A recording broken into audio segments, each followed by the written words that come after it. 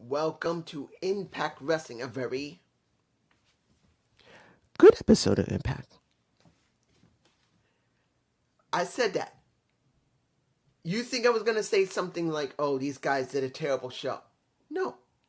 Being in Las Vegas, and I got to say this, one, yeah, the camera work isn't still very good, but at least it wasn't garbage. That was one. Audio seemed to be fine. Lighting seemed to be fine. Wrestling was good. Backstage segments were pretty good. So I can easily say if you have not seen the episode, watch it. You'll probably like it. Opening. And I have to say this. BTI, we did get a match for still round one of the tournament to go for the X Division. And PJ Black, I believe his name is. Was it PJ Black? Yes, PJ Black did win his match. I can't remember who he was up against. But he did win. I didn't see it. But I am glad that Impact is telling us through the show that they did have the match. I kind of wish they would do a recap of it because not everyone's going to catch it. But at least they did tell us. And they did show a small, about 15 to 10-second snippet of it, which is fine. We don't have to see the entire thing, just as long as you give us something. There you go. Now, this match was Kenny King versus Mike Bailey. Now, let's make this clear. Do I hate Kenny King? No. Do I believe Kenny has not really reached his full potential as a wrestler? Yes. But is he a good wrestler? Yes. So going up against Mike Bailey, who is a good wrestler, but compared to Kenny is not as charismatic. Do we get a good match? Honestly, the match wasn't bad, but it wasn't great. And I don't mean it in the sense that the actual psychology of the wrestling match was bad. It wasn't 100%. The problem wasn't Kenny, and this is where it's going to get surprising. Well, you're not going to like it. It was Mike Bailey. Here's the problem. Kenny knows how to sell. Whether you like his ring work or not, Kenny is a good enough a wrestler that he knows how to sell and knows how to take charge when it's necessary. Mike Bailey, unfortunately, is a spot fest. Because once you see that Kenny had messed up his left knee, and he focused on that left knee, did Mike sell it? No. And I'm sure people will say, dude, he did sell it. It counts on how you sell it, not just selling it. Because just for about less than a minute or 30 seconds does not mean you're selling it. You sell it throughout the match. Yes, he began to sell it once they went outside the ring and Kenny had messed him up really good up the ramp. And it took him, and I commend him that he tried to make it look really good. But the moment he jumped back in the ring, it was like he totally forgot that he had a bad left wheel. So the moment that happened, and the commentators didn't sell it saying, oh, he's getting great, the adrenaline is kicking in. They didn't say that. And then he never acted like he couldn't walk. That is one of the problems a high-flying wrestler has. The most focus they have is going from one spot to the next spot, to the next spot, to the next spot. When you look at Pac, my boy, one of the flyers that I truly, he's my man. That's a guy that I love as the bastard. You can say a lot about Pac, but he knows when it's time to sell, and he knows when it's time to speed up, and he knows when it's time to slow down. This shows you as Mike Bailey, he knows how to do the spots, but he doesn't have the psychology when to sell, how long to sell, and then when it's time to take the initiative. And I'm not saying Mike Bailey's a bad wrestler. He's not. But it takes more than just doing in-ring work to make it mean something. Mike needs to learn when to sell, because he didn't know how to sell in the beginning, but maintaining that sell. In other words, having moments where it looks like he's fine, but then crumbles. Having moments where he's really getting over, and then without the opponent messing with him, he messes up. To show suspense. Remember, this isn't amateur wrestling. This is pro wrestling. This is pantomime. We are doing something that's supposed to give you excitement, suspense. and he ain't doing it. He won the match. Not surprised. Now the question is going to be a surprise. Will he betray? Because he's having him next week, I believe. Next. A match you're going to say, what? Are you drinking something? Which I don't. I actually don't drink any liquor. There's a little something. I don't drink, and I barely ever drink in my life. People had to beg me. I know you're going to say, what? Please, people drink. I really had to be begged to drink something. Some type of liquor. I just don't have the interest in it. But you'll think, dude, are you drunk? No. I'm giving you an honest opinion. Savannah Evans versus Jessica. I don't like her moniker because I don't believe she earned it just because she squashed one jobber. I'm sorry. I don't believe that. She has to squash at least 3 or 4 people in succession after that first jobber to make it real. And that didn't happen. And here's where you're going to say, what, you drunk? Yeah, I got to say it. When you see this match against we know Havoc can wrestle. She can't. With this new persona she's doing as Jessica, is it good wrestling? It's more fun wrestling when it comes to her. She can be as rough and tough as anybody, a man or a woman. But this new persona gives her more fun and dynamic. She likes doing a little bit of Dusty Rhodes. Let's be honest. That's what she's doing. She's doing Dusty Rhodes. Is she doing it well? No, but it's not the point. The point is she's supposed to be a fun-loving person that's having fun in the ring. And I do believe the actual woman, Jessica Havoc, is actually, that's not a real name. I don't remember if that's a real name or not. It's just Jessica Havoc as the wrestler and the person. I think she's having fun. You don't always get that opportunity when you do wrestling. And I believe she's really enjoying it. But Savannah Evans actually did a good job here. Now, I've always said Savannah Evans has not been very good in the ring. She's not. She doesn't sell well. She doesn't do her spots on time a lot of times. She's sloppy. We all know this. Doesn't mean she's a bad woman in real life. I'm not telling you that. But as a wrestler, she was sloppy for most of the time I've watched her. But in this respect, she did a good job. She actually performed very well in this match. Was it 100% perfect? No, but I'm not expecting to be 100% perfect from Jessica or Evans. I'm expecting a good match with very minimal botches. They both hit their spots, which they did. Did Savannah manage to do suplexes correctly?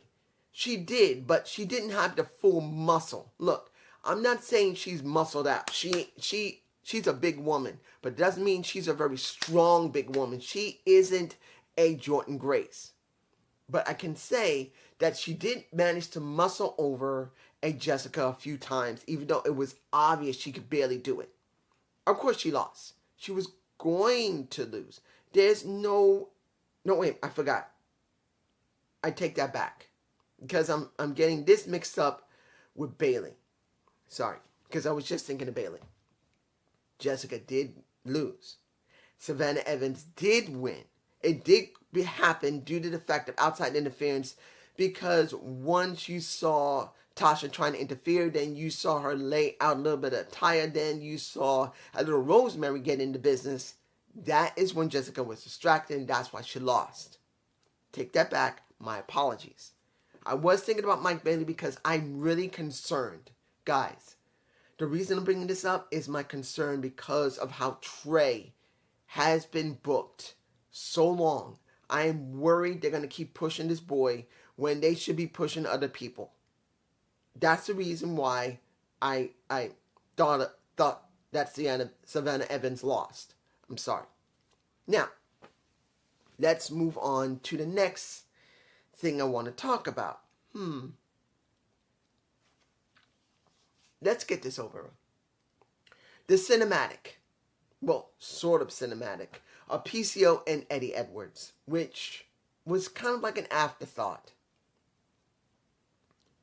This is where I don't agree how they booked this.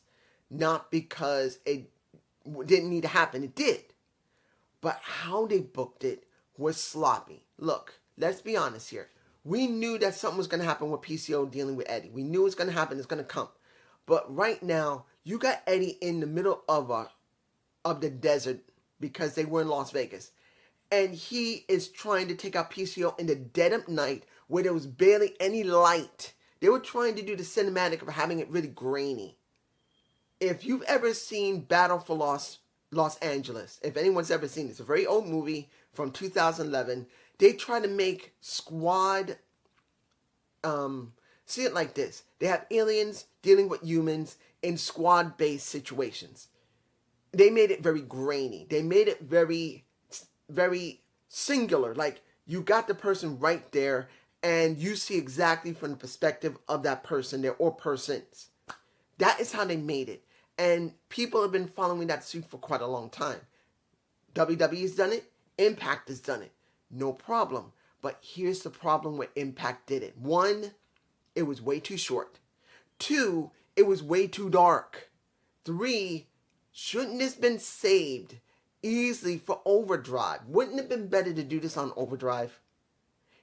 We got it on the 18th. I believe Hard Times 3 is coming out on the 19th or the 18th. I gotta find out when NWA is doing their stuff. It's either in November or December. If it falls on the same day as Impact Wrestling, I'm gonna have to make a decision which one I'm gonna look at. I might do NWA over Impact. I haven't decided yet if it's on the same day. But essentially, why couldn't you save that for Overdrive? You could have recorded weeks ahead in advance, made sure there was plenty of light, made sure there was a longer time than just 6 minutes or 7. It should have been made into something special, and it wasn't. Yes, he nailed PCO, but in the end, we know it's not over when it could have been something special. I'm not agreeing with it. They should have made it longer, and it should be saved for the Impact Plus show. If you want these shows to mean something, do something like that. Totally unknown. I'm just saying. Now, we did also get a Killer Kelly video. And someone new that she's looking at. Her next victim. What did I tell you guys? What did I say about Marsha Samovich? What did I say about Killer Kelly? If I'm wrong, guys, explain why I'm wrong, that Marsha is going to be fine, that she's coming back, she's going to be greater than ever. Or you're going to say, dude, you were right. Where's Marsha?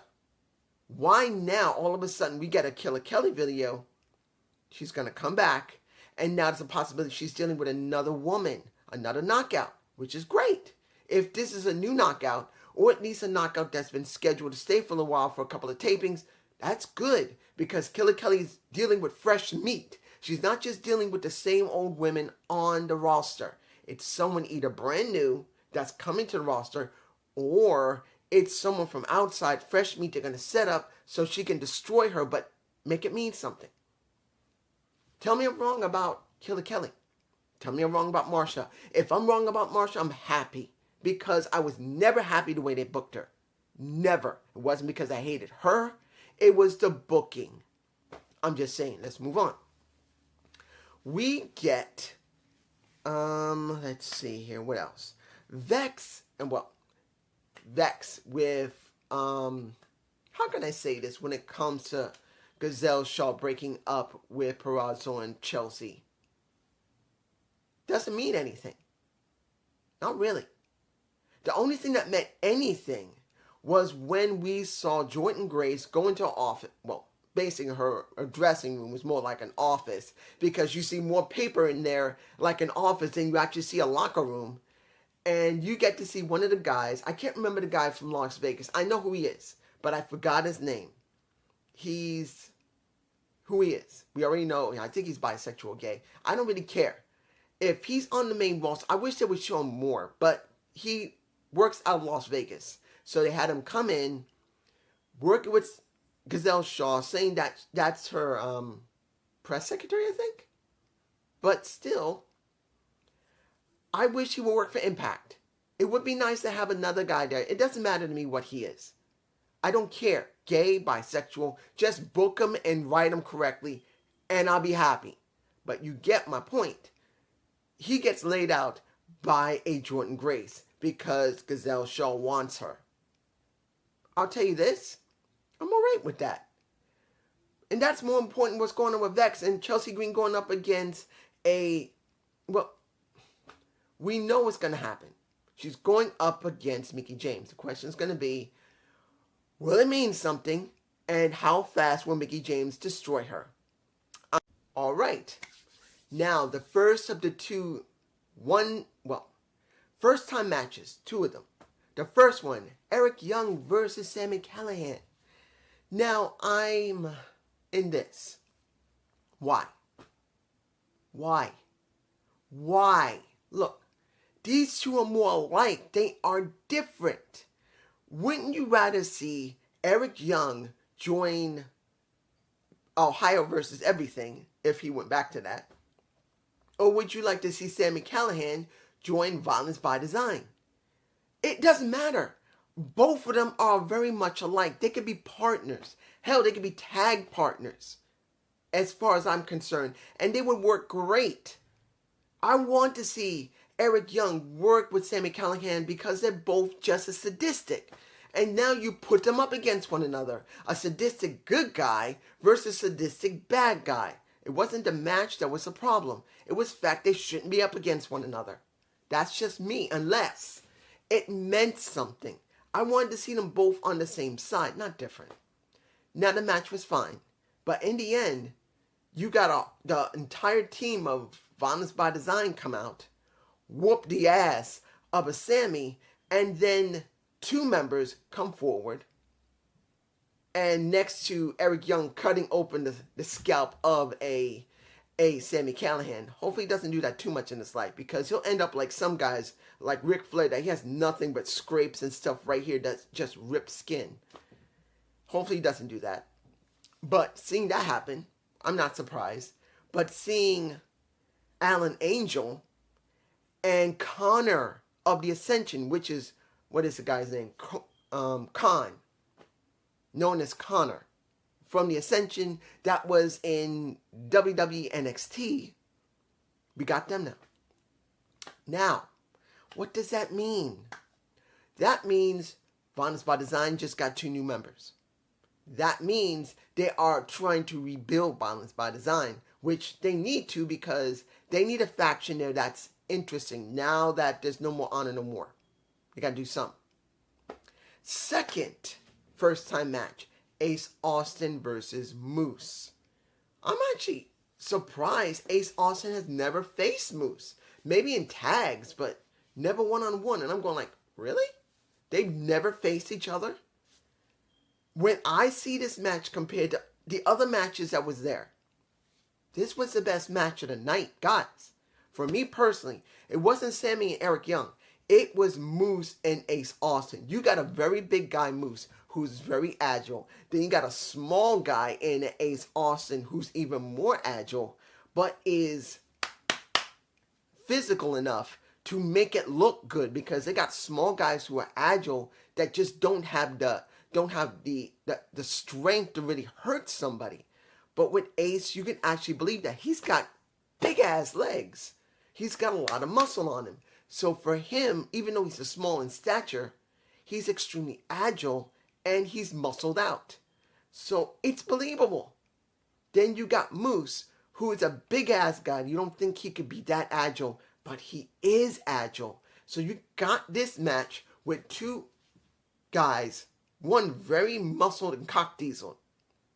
You got another one that's cock diesel but small like a runt. Both are agile and both got over with the crowd heavily. Yes, that Ace was heavily over. That's rare to see Ace Austin as a good guy that is that over, because Moose did such a good job as a heel. Fine. In the end, guess what? Bully Ray messed up his match just like he messed up when it came to Tommy Dreamer. So still, Moose is up against pretty much a Bully Ray, a mirror image of himself. A dirtbag versus a dirtbag, as they're still booking it. Do I believe Bully Ray's a dirtbag and he's going to turn on Josh? I can't say yes or no, and I'm not going to guess. I want to stay totally neutral, because even though it looks like he could and looks like he couldn't, The way they're booking it, they're making it so ambivalent. That's great. We still don't know. Finally, which I know I can talk about Macklin and what happened with him. I'm going to leave that alone because I'm wondering what they're going to do with him. I'm not going to talk about if it's a good thing or not. I'm just leaving it. We get Ozzy Open versus Josh and Kaz. I'm not going to tell you that this was a bad match because it wasn't. I'm not going to tell you there was any controversy. There wasn't. It was just a straight up match with two faces dealing with Ozzy Open. And I got to say this about Ozzy Open. I like Ozzy Open. Fletcher and Davis, I wish would become part of Impact. But I just don't see them doing it because they are part of the United Empire and New Japan Pro Wrestling. And I did hear what's been going on with WWE, New Japan Pro Wrestling, and Shinsuke Nakamura, just in case someone's going to ask. Dude, you hear about what happened to Shinsuke? That he might be actually going over to New Japan, no, Pro Wrestling Noah, and do something there with the Great Muta. Yes, I did hear it. I did. And there's a possibility there might be something else going on with Triple H allowing another wrestler like Finn Balor possibly going over to New Japan Pro Wrestling and doing something possibly there. I can't tell you if it's true or not. It might happen. Only thing I'm saying is this, that the people that we've been seeing that's been coming from New Japan or maybe Pro Wrestling Noah might not do that for much longer. Because if Triple H is letting people from his own roster go over to Japan and work either Pro Wrestling Noah, New Japan Pro Wrestling, or maybe All Japan Pro Wrestling, I think Impact Wrestling is going to have a major problem on their hand because they still bring people in and out on and off. And if WWE is willing to do this, if it's true, they're dead meat. They need a change. The match was fine. In the end, nothing serious happened. Only moment they had is when the match was over and Josh and Kaz won. Not surprised. You got Kaz holding the title. And he could have done something, but he didn't. He just put it on his shoulder and he raised Josh's hands to show respect and they hugged each other. That's it. Both families were there. Both Josh and Kaz's family was there. So they didn't try anything. They could have, they didn't. So I'm going to tell you this. Was this a good show? Yes. It was a good show. Was the camera work great? No, it was on and off so-so. It wasn't bad. Was the audio all right? Yeah. Lighting was fine as well. The matches were good, particularly when it came to Austin and Moose. That was the best match for me personally. Other matches were fine. Some of the stories, okay. I am not happy when it came to Eddie and PCO. That didn't need to happen like that. It was too short, too dark, and could have been saved for the Impact Plus show Overdrive. They could have saved it and made it special. They screwed that up. But everything else was alright. But that's just me, and I hope you enjoyed this Impact review. Please give me a comment below. If I have a chance, I got some stuff to do. If I can, I don't know if I can. I may see if I can watch NWA early in the morning and maybe do a review. But I have to go out and I got to do some stuff. I may even have to do some laundry so before I have to go somewhere. So I don't know yet. If I can't do NWA, I'm sorry. But if I can, I'll try and review the current episode that happened this Tuesday. If I can. Peace.